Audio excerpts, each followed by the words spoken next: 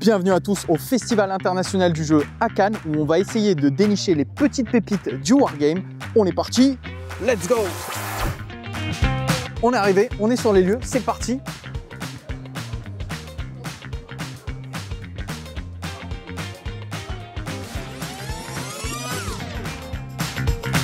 Alors là, normalement, on est censé être dans l'antre du Wargame. On va voir ce que ça va donner.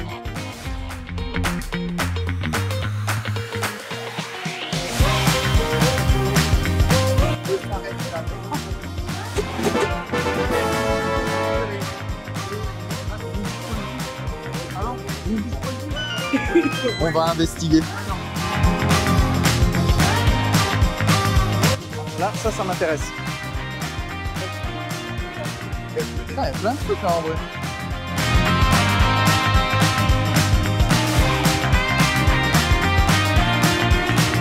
Bonjour. Alors, qu'est-ce qu'on a de beau ici? Je vois qu'on est... Ouais, vous, personne... Ah oui, ça va, oui. Alors, est-ce que ça t'embête si je te fais un petit interview, tu me présentes Berserk et le jeu dans l'univers des samouraïs? Allez, top. On est en compagnie de Gilles. Gilles, merci pour ce petit interview. Donc, directeur éditorial des jeux qu'on vient de voir, donc Berserk, tu m'as dit. Oui. Et les autres, j'ai oublié les noms. Les 5 anneaux, c'est... Champions of Rugan, dans l'univers de la légende des 5 anneaux. Ok. Et Reichbuster Reloaded. Ok. Alors, est-ce que tu peux nous présenter, parce que je suis surtout intéressé par Berserk, vu que je suis un fan du manga, et ensuite celui dans l'univers médiéval, un petit peu japonais, fantastique. Mais donc Champions of Rugan, c'est tiré d'un univers qui s'appelle la légende des 5 anneaux. Encore vous?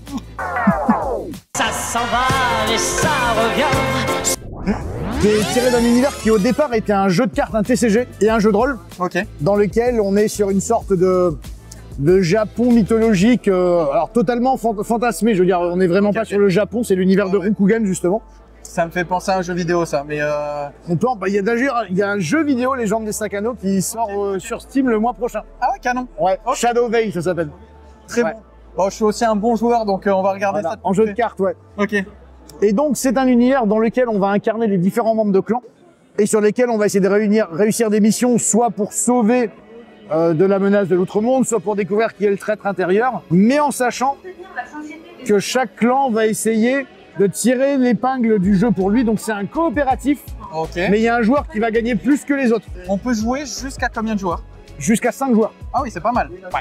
Ok. Et du coup, le côté maître du jeu, il est, n'y a pas de maître du jeu. Ouais, c'est ce qu'on pourrait appeler une IA, même si c'est un terme en ce moment, faut faire attention. Ouais. Mais non, il y a un système automatisé qui dépend de chaque scénario et où, en fonction, justement, on va avoir des ennemis qui vont réagir différemment, qui ont des ordres de priorité, un peu comme tu pourras avoir, par exemple, dans un MMORPG, c'est avec une focalisation de l'aggro sur un tank, une heure, bien sûr. Donc, pour ceux qui me suivent et qui ont fait, par exemple, du Warhammer Quest, je pense qu'on se rapproche un petit peu de ça. Comme ça, ou Blackstone Fortress, par exemple. Ouais, très bien, oui, je l'ai fait, Blackstone. Ok. Bon, je vois très bien. Alors, du coup, est-ce que tu peux me parler de Berserk maintenant? Tout à fait. Parce que Berserk, il me fait de l'œil. Eh bien, en fait, c'est simple, un peu comme toi, moi, je suis fan de Berserk depuis plus de 20 ans, puisqu'on n'est pas tout jeune. Et donc, voilà, on a poussé à Koussencha à essayer de récupérer la licence pendant très longtemps et on a fini par réussir.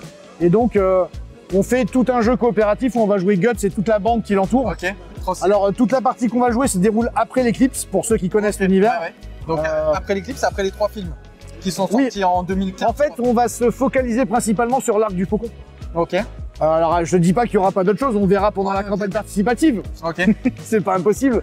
Mais donc, on va le suivre dans cette bande-là et on va donc reprendre toutes les histoires et un petit peu plus même de ce qui se déroule dans l'univers de Miura à cette période-là. Ok. Et donc, on rencontrera les ennemis iconiques, les lieux iconiques. Et l'intégralité du jeu est vraiment tournée autour de l'œuvre de Miura. C'est pas du tout une réinvention. Ok. C'est vraiment très fidèle, y compris sur les images, puisque par exemple, toutes les images qu'on verra dans le jeu, elles sont tirées du manga. Donc très fidèle au manga, ça c'est super cool. Et ça se joue, c'est un peu le même délire que notre jeu ou pas? Non. Alors là, pour le coup, on va avoir un pool de cartes. Parce que chaque héros a son deck particulier. Et en fait, on va pouvoir jouer un certain nombre de cartes pendant son tour qui vont matérialiser un nombre de points d'attaque et de dés d'attaque qu'on aura, un pool de points de mouvement qu'on pourra faire, un pool de défense qu'on aura. Et ces cartes, on va les empiler. Et la carte du dessus aura également un effet particulier qui est sur la carte et ce sera le seul effet qu'on jouera de toutes les cartes. C'est prévu pour sortir quand? Alors, Champions of Rokugan, ça devrait être en campagne participative fin mai, début juin. Ok. Et Berserk, ça devrait être fin septembre, début octobre. Fin septembre, début octobre. Et avec une livraison un an après. Ok, très bien. Donc si je peux, je vous mettrai les liens en description. Comme ça, si vous êtes intéressé, voilà. Vous pouvez... c'est pledge qu'on dit? Faut dire pledge, oui. Voilà, vous pouvez pledge. Contribution en français aussi, des Voilà. fois. Vous pouvez... Plus élégant. Et du coup, si tu contribues, tu as plusieurs formules de contribution. Tu reçois le pack, comment ça se passe? Je sais que... Alors, sur Champions of Rokugan, Ouais. il n'y aura qu'une seule offre. C'est-à-dire, ce que tu as à l'entrée, c'est ce que tu as à la sortie. Ok. Il n'y aura pas plein de petites boîtes à acheter Ok, à côté, ok. tu auras tout directement. Pour Berserk, c'est pas encore 100% arrêté, mais il y aura probablement 1 ou 2 pledges. Il n'y aura pas plus. Bah, très bien, je vous mets tout ça dans la description. Et qui sait, peut-être que vous verrez ça aussi sur la chaîne. En tout cas, merci beaucoup pour Merci à toi. les informations. Ciao les gars, et abonnez-vous. Alors, je vous embête 2 secondes. Est-ce que vous pouvez me donner un peu votre ressenti sur le jeu? C'est vos premières parties? Oui. Ok. Alors, qu'est-ce que vous en pensez? Ah, moi, je pense qu'il est bien. Après, peut-être petit manque de visibilité au niveau des hexagones, Ok. mais c'est un proto, donc Ouais, ça va être forcément. amélioré. Ok. Mais pour l'instant, c'est pas mal. Les persos sont assez équilibrés. Nomia stocker de l'énergie. Et là, une grosse magicienne, Ok. Shirk, pour ceux qui connaissent la série Berserk. Ouais, carrément. Je vois que c'est toi qui joues Guts, du coup. Ouais, Moi, trop je bien. tape le bourrin. Le jeu était assez simple. Ok. Pour l'instant, en fait, on tape, Ok. c'est important. Et on encaisse. La durée d'une partie? Alors, on vient de démarrer. C'est 1h30. Ok. Là, on est au tour 3. On va passer au tour 4. Ok. Et ça fait à peu près peut-être un quart d'heure qu'on joue. C'est assez rapide. Ça, c'est rapide? Ok, top. Et ça, c'est simple. On a une action, on se déplace, on attaque. Ok. Question de base, est-ce que vous vous amusez? Parce que c'est quand même... Ok. Ok, très bien.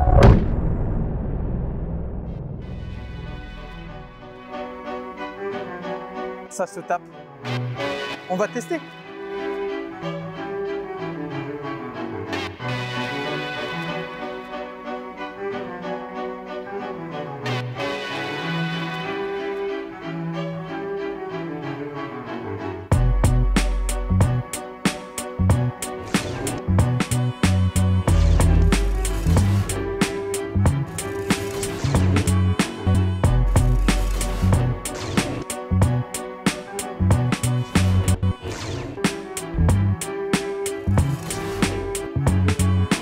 Bah, c'était cool, hein. C'était sympa comme découverte. Mais bon, vu que je suis petit et qu'il était grand, c'était compliqué. En plus, j'ai pas les bases. Mais je me suis amusé et c'est l'essentiel. On mettra en description le lien si ça vous intéresse pour les personnes qui sont de la région. On a trouvé des copains. Bonjour messieurs. Comment vas-tu? Ça va et toi? Bah écoute, on est là, ça va? Bah ouais. Qu'est-ce qu'il va attendre de beau?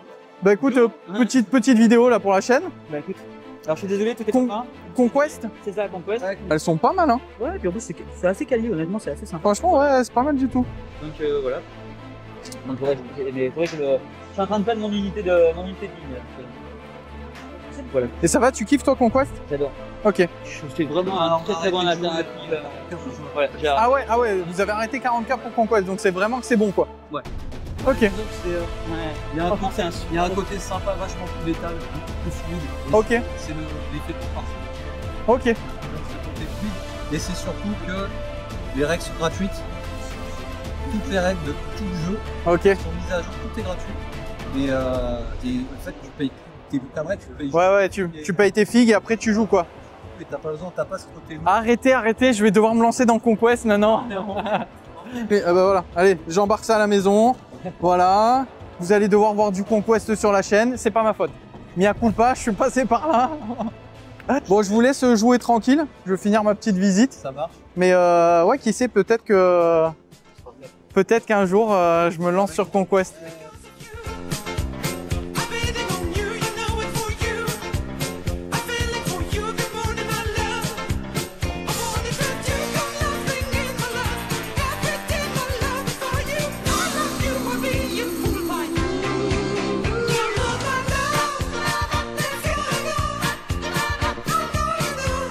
Bon là du coup on est chez Torek, le partenaire de la chaîne.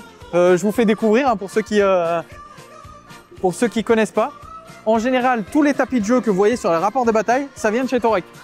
Donc Torek c'est principalement accessoires de jeu, tapis. On a des dés. On a plein de choses en fait. Hein. Vous pouvez constater que c'est beau, c'est coloré, c'est magnifique, c'est de qualité. Ça, c'est très important. C'est Torek. Mais j'aimerais bien rencontrer le boss.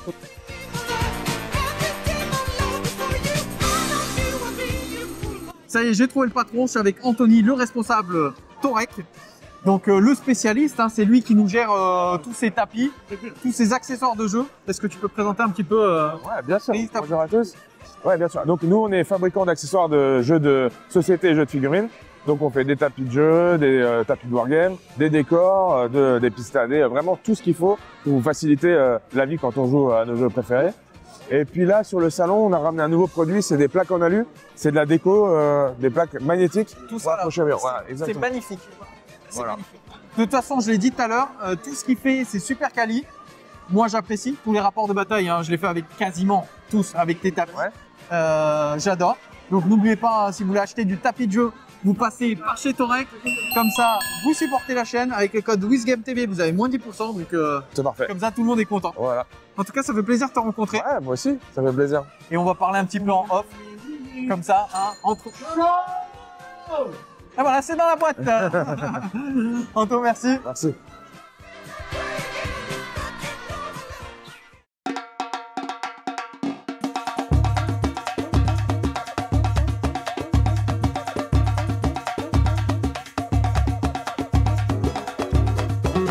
C'est marrant ça.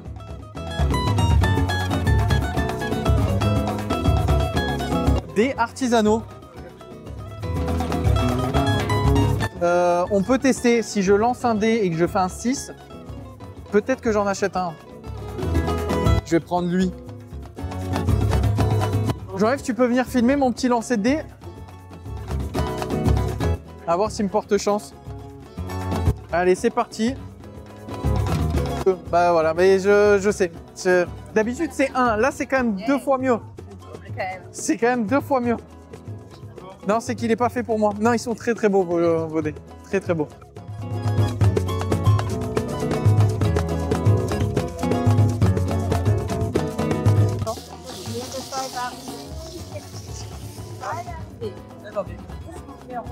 C'est le numéro, bah c'est le 9.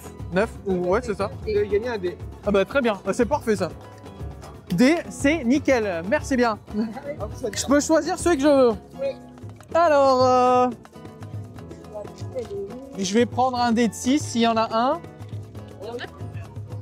En vrai, un petit dé de 20, ça peut être bien aussi. Hein.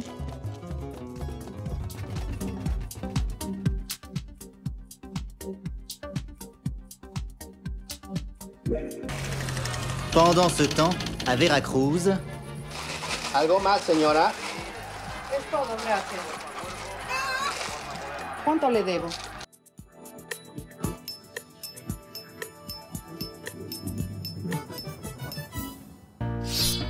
Je vais juste tester la chance du dé. Merci de votre participation. Merci à vous. 4, ça va, c'est pas mal, c'est ok. J'ai fait un petit 4, ça va, ça va. Je le garde. On est avec François, le directeur de Rackham, et il va nous présenter le jeu Ragnarok. François, merci déjà. Eh ben, merci à toi. Alors c'est du jeu d'escarmouche, j'ai vu ça, je me suis dit, ça c'est parfait pour la chaîne. Donc si tu peux un peu me présenter le jeu, l'univers, tout ce qui va avec. D'accord, donc Ragnarok, c'est un jeu donc d'escarmouche qui se passe dans l'univers médiéval fantastique d'Arklash. Donc c'est un univers qui a été développé par l'ancienne société Rackham qui a été active entre 1996 et 2010. Okay. Et elle a cessé son activité en 2010 en fait. Okay. Et la licence, la propriété intellectuelle de Rackham a été rachetée par Monolith, qui est assez connu, et qui nous a cédé une licence d'exploitation pour le jeu d'escarmouche Ragnarok. Voilà, c'est ça. Donc Ragnarok, qu'un jeu d'escarmouche, donc 5 à 15 figurines par joueur. Parfait. Sur une table, petit format, 60 cm par 60 cm. Non, voilà. Elle est magnifique votre table. Oui, donc ça c'est une table qui a été gentiment faite par Games of War Studio, donc John Game of War Studio. Voilà, c'est ça. Donc il a, comme beaucoup de wargamers, c'est un peu la petite Madeleine de Proust, le monde d'Arklash. Et donc voilà, donc là il renaît via ce jeu d'escarmouche et via les jeux aussi de Monolith. Parce que ce qui est intéressant, c'est que Monolith va sortir des jeux de plateau avec figurines, un jeu de rôle avec figurines, et les figurines seront compatibles. C'est-à-dire que les figurines que Monolith vont sortir pourront être jouées donc dans Ragnarok. Trop bien.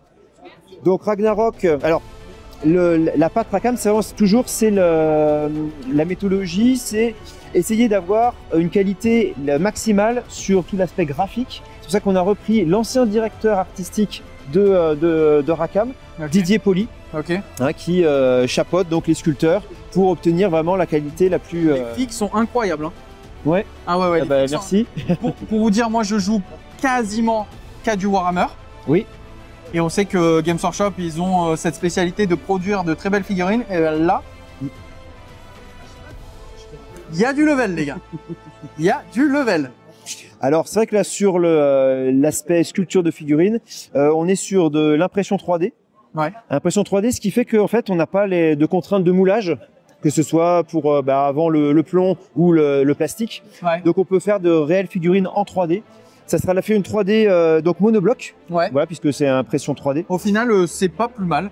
Oui. On perd pas le temps de montage. C'est ça, c'est exactement ça. L'objectif, c'est je prends la figurine, je la colle sur son socle, et puis c'est parti, je peux commencer à jouer. Bien sûr, le mieux, c'est bien sûr de la peindre. C'est de la peindre. Et voilà, l'objectif, c'est d'avoir vraiment de la finesse de sculpture aussi pour ravir les peintres aussi. Ouais, carrément. Je peins énormément et j'adore ça. Et ça donne envie. D'accord. Franchement, ça fait plaisir. En plus, moi, les univers comme ça, un petit peu médiéval, fantastique, c'est des univers que j'apprécie particulièrement. Donc, ouais, non. Alors là, on fait un petit comparatif. Donc, l'ancienne figurine métal Rackham et la nouvelle, par exemple. D'avoir rien à voir. Voilà, c'est ça. Donc, l'archer. Alors bien sûr, ancienne version. Contrainte de moulage, effectivement, il est de profil pour pouvoir que ce soit facilement moulable. Nouvelle version. Et là, on se fait plaisir. On a vraiment une 3D avec les drapés. Elle est incroyable. C'est ça. Elle est incroyable. Pareil du coup pour le chevalier. Voilà. Ancien paladin, voilà, toujours pareil, voilà, de profil. Et puis le nouveau paladin. Ça y est, j'ai envie de les peindre. Ah ouais, c'est. Ils sont vraiment magnifiques. Hein. Et alors, pareil pour. Alors ça reste du work in progress, c'est-à-dire que Didier Poli les a vus, a encore des petites retouches à faire. Voilà, parce que c'est vraiment, on essaie d'avoir vraiment le top de la qualité. Voilà. Donc pour l'instant, le jeu est prévu pour sortir quand? Alors, la première campagne de précommande, c'est fin 2025. Fin 2025. Voilà, c'est ça. Où il y aura au moins un starter opposant les deux factions, les Wolfendilia et les Lions d'Alahan, sur cette belle illustration là de Johan Grenier. Et peut-être d'autres choses, mais pour l'instant, je ne peux pas vous en dire plus. Ok, trop cool. Bah écoutez, peut-être que vous verrez ça sur la chaîne parce que moi, ça me botte bien. Bah écoute, merci beaucoup pour ces infos. Eh bien, merci bien. Sur le jeu Ragnarok, que je pense qui a l'air en tout cas d'être un bon petit jeu d'escarmouche. Fin de cette journée au Festival international du jeu. C'était assez intense. On a découvert pas mal de choses. J'espère que la vidéo vous plaira. Je remercie également le Graal qui est juste derrière et qui me permet d'être là aujourd'hui. En description, vous avez tous les liens, les partenaires. Donc n'hésitez pas à faire un petit tour. Si vous voulez supporter la chaîne, le petit pouce, le petit commentaire, on s'abonne, on active la cloche. Vous connaissez la routine. Et moi, je vous dis à plus pour de nouvelles aventures. Ciao tout le monde!